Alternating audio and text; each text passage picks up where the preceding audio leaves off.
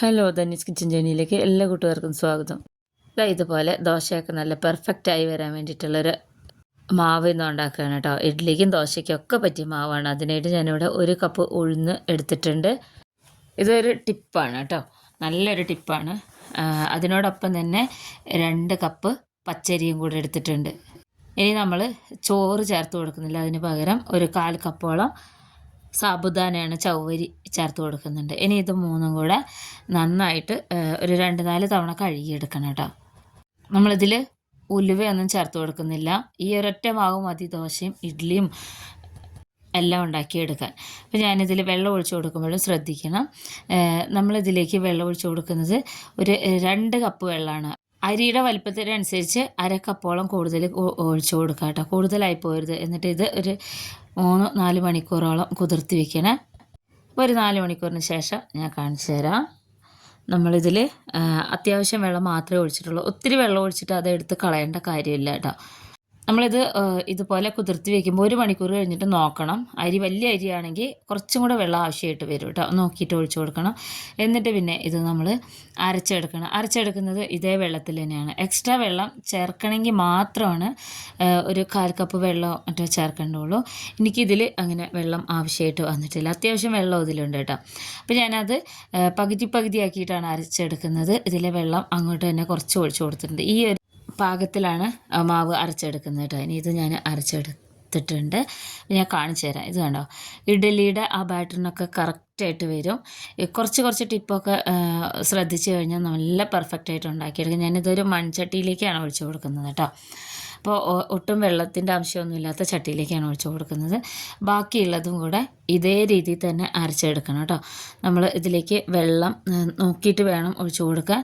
വെള്ളം കൂടിപ്പോയാൽ ഇഡ്ഡലിയുടെ ആ പരുവത്തിന് കിട്ടില്ല. അതുകൊണ്ടാണ് നമ്മളിത് കുതിർത്ത് വെക്കുമ്പോൾ തന്നെ വെള്ളം കറക്റ്റായിട്ട് ഒഴിച്ചു കൊടുക്കുന്നത്. അപ്പോൾ ബാക്കിയുള്ള അരിയും കൂടെ അതുപോലെ അരച്ചെടുത്തിട്ടുണ്ട് കേട്ടോ. അതാ ഞാൻ ചട്ടിയിലേക്ക് ഒഴിച്ചു കൊടുക്കുകയാണ്. ചട്ടിയിൽ ഒഴിച്ചു കൊടുക്കുന്നതെന്ന് വെച്ച് കഴിഞ്ഞാൽ അധികം പുളിക്കാതിരിക്കാനാണ്. അധികം ഇങ്ങനെ ഭയങ്കരമായി പുളിച്ചൊരു വല്ലാത്തൊരു മണമൊന്നും വരാത്ത രീതിയിൽ ഈ ചൂടുകാലമായതുകൊണ്ട് തന്നെ നമ്മളിത് അരച്ച് വെക്കുമ്പോൾ ഒരുപാട് പുളിക്കുകയും ഇങ്ങനെ പതഞ്ഞ് പൊങ്ങി പുറത്തോട്ട് പോവുകയും ചെയ്യും. അതല്ലാതെ തന്നെ നമുക്ക് ഒരാഴ്ച വരെ ഇത് സൂക്ഷിച്ച് വെക്കാൻ പാകത്തിനാണ് ഞാൻ മൺചട്ടിയിൽ എടുത്ത് വെക്കുന്നത് കേട്ടോ. ഇനി ഇത് രാത്രി മുഴുവനും വെക്കുകയാണ്. കുറച്ച് ലേറ്റായിട്ട് അരച്ചാലും കുഴപ്പമില്ല കേട്ടോ. അപ്പോൾ പിറ്റേ ദിവസം ഞാൻ കാണിച്ചു തരാം. നല്ല പെർഫെക്റ്റായിട്ട് വന്നിട്ടുണ്ട്. നമ്മളാകെ 2 കപ്പ് അരി മാത്രമേ എടുത്തിട്ടുള്ളൂ, പിന്നെ ഉഴുന്നും. അപ്പോൾ അതാ ഈ ചട്ടിയുടെ 3/4 ഭാഗത്തോളം അത് ആയി വന്നിട്ടുണ്ട് കേട്ടോ. ഇതിൻ്റെ മേളിലൊന്നും ഇങ്ങനെ വേറൊരു കളറിലൊന്നും ഇങ്ങനെ നിൽക്കുന്നില്ല, പാട കിട്ടിയിട്ടൊന്നും. ഇതാ നല്ല പെർഫെക്റ്റായിട്ട് ഇഡ്ഡലിക്ക് പാകത്തിന് ഈ ബാറ്റർ കിട്ടിയിട്ടുണ്ട്. അപ്പോൾ ഈ വേനൽക്കാലത്ത് ഇങ്ങനെ ചെയ്ത് കഴിഞ്ഞാൽ നമുക്ക് നല്ല പെർഫെക്റ്റായിട്ട് അധികം പുളിച്ച് വരാതെ മാവ് എടുത്ത് വയ്ക്കാം. അപ്പോൾ ഇനി ഇത് ഞാൻ ഒരാഴ്ചത്തേക്കുള്ള മാവ് ഉണ്ടാക്കിയിട്ടുള്ളതാണ്. ഇത് ദോശയ്ക്ക് ഉണ്ടാക്കുമ്പോൾ ഞാനിതൊരു ബൗളിലേക്ക് ഇന്നത്തേക്ക് വേണ്ടിയിട്ട് എടുക്കുകയാണ് കേട്ടോ. നമുക്ക് ആവശ്യമുള്ളത് എത്രയാണോ അത്രയും നമ്മൾ വേറൊരു പാത്രത്തിലേക്ക് മാറ്റി വയ്ക്കണം. എന്നിട്ട് ഇത് നല്ല ക്രിസ്പി ആയിട്ട് വരാൻ വേണ്ടിയിട്ട് 1-2 ടിപ്പുണ്ട്, ഞാൻ കാണിച്ചു തരാം. അപ്പോൾ അതാ ഇത്രേ വേണ്ടുള്ളൂ എനിക്ക് കേട്ടോ. അപ്പോൾ നമ്മളിത് ഇഡ്ഡലിയുടെ ബാറ്ററിന് കറക്റ്റായിട്ടാണ് ഉണ്ടാക്കിയത്. അപ്പോൾ അതുകൊണ്ട് തന്നെ ഞാൻ ഇതിലേക്ക് എടുത്ത് വെച്ചതിലേക്ക് ഒരു 1/4 സ്പൂണോളം പഞ്ചസാരയും അതുപോലെ തന്നെ ഏതാണ്ട് ഒരു 1/2 സ്പൂണോളം ഉപ്പും കൂടെ ചേർത്ത് കൊടുക്കുന്നുണ്ട്. നോക്കിയിട്ട് ചേർത്ത് കൊടുക്കണേ. അപ്പോൾ ചേർത്ത് കൊടുത്ത് ഒന്ന് ഇളക്കിയെടുക്കാം കേട്ടോ. എന്താണെന്ന് വെച്ച് കഴിഞ്ഞാൽ ഇത് നമ്മൾ ദോശയും അതുപോലെ തന്നെ നെയ് റോസ്റ്റൊക്കെ ഉണ്ടാക്കുമ്പോൾ നല്ല ക്രിസ്പി ആയിട്ട് വരാൻ വേണ്ടിയിട്ടാണ് ഇത് ചേർത്ത് കൊടുക്കുന്നത്. പിന്നെ ഇതിലേക്ക് കുറച്ച് വെള്ളം ഒഴിച്ച് കൊടുക്കണം. ഒരു 1/4 കപ്പ് വെള്ളം എടുത്തിട്ട് ഒഴിച്ച് നോക്കുക. നമ്മൾ ദോശയുടെ പരുവത്തിന് കുറച്ചൊന്ന് ലൂസാക്കി എടുക്കാൻ വേണ്ടിയിട്ടാണ്. ഇത് നല്ലൊരു ടിപ്പാണ്. അപ്പോൾ നമുക്ക് ഒരു ദിവസം ഇഡ്ഡലി ഉണ്ടാക്കി പിറ്റേ ദിവസം ചപ്പാത്തിയോ ഒക്കെ ഉണ്ടാക്കി പിറ്റേ ദിവസം നമുക്ക് വീണ്ടും ദോശ ഉണ്ടാക്കാം, അല്ലെങ്കിൽ ഇഡ്ഡലി ഉണ്ടാക്കാം, നമ്മുടെ ഇഷ്ടം പോലെ. ഇപ്പോൾ ഇതാ ദോശമാവിന് കറക്റ്റായിട്ട് വന്നിട്ടുണ്ട്. ഇതാണ് ഞാൻ പറഞ്ഞ സീക്രട്ട്. ദോശമാവിനെ മാത്രമായിട്ട് അരയ്ക്കാതെ ഇങ്ങനെ അരച്ച് വെച്ചാൽ നമുക്ക് കുറേ ഉപയോഗിക്കാം. അപ്പോൾ അത് ബാക്കിയുള്ള മാവ് ഉണ്ടല്ലോ വേറൊരു പാത്രത്തിലാക്കിയിട്ട് ഫ്രിഡ്ജിൽ വെച്ചാൽ മതി.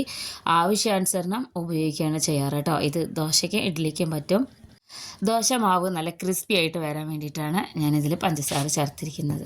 അപ്പോൾ ഇനി ഞാൻ ദോശ തവ ചൂടാൻ വെച്ചിട്ടുണ്ട്. ഇത് ഞാൻ എണ്ണ തേച്ച് വെച്ചതാണ് കേട്ടോ. ഇതിലേക്ക് നമ്മളിതാ മാവ് കോരി ഒഴിക്കുകയാണ്. ഇത് നെയ് റോസ്റ്റാണ് ഞാൻ ഉണ്ടാക്കിയെടുക്കുന്നത് കേട്ടോ.